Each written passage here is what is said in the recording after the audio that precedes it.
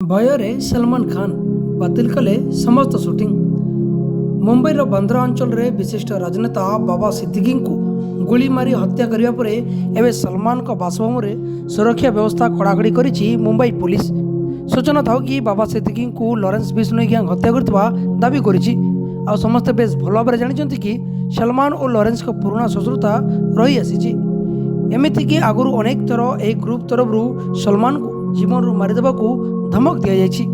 ଏମିତି ସଲମାନଙ୍କ ଘରକୁ ପୂର୍ବରୁ ଗୁଳି ମଧ୍ୟ ଚଳାଇଛି ଏହି ଗ୍ୟାଙ୍ଗ। ସଲମାନ ଓ ବାବା ସିଦ୍ଦିକିଙ୍କ ସମ୍ପର୍କ ବେଶ ଘନିଷ୍ଠ। ସଲମାନଙ୍କ ସହିତ ଯିଏ ବି ମିଶିବ ସିଏ ଆମ ଶତ୍ରୁ ବୋଲି ଘୋଷଣା କରିଥିଲେ ଲରେନ୍ସ ଗ୍ୟାଙ୍ଗ। ଆଉ ଏବେ ବାବା ସିଦ୍ଦିକିଙ୍କ ହତ୍ୟା ପରେ ସଲମାନଙ୍କ ସୁରକ୍ଷା ମଧ୍ୟ ବଢ଼ିଯାଇଛି। କେବଳ ସେତିକି ନୁହେଁ, ସୂଚନା ଅନୁସାରେ ନିକଟରେ ସଲମାନଙ୍କ ହେବାକୁ ଥିବା ସମସ୍ତ ଫିଲ୍ମ ସିରିଏଲ ସୁଟିଂ ମଧ୍ୟ ବନ୍ଦ କରିଦିଆଯାଇଛି। ଆଉ ପରିବାର ତରଫରୁ ଅନୁରୋଧ କରାଯାଇଛି ଯେ କେହି ବି ସଲମାନଙ୍କୁ ଭେଟିବା ପାଇଁ ଘରକୁ ଆସନ୍ତୁ ନାହିଁ। ବ୍ୟୁରୋ ରିପୋର୍ଟ, ଖବର ସମୟ।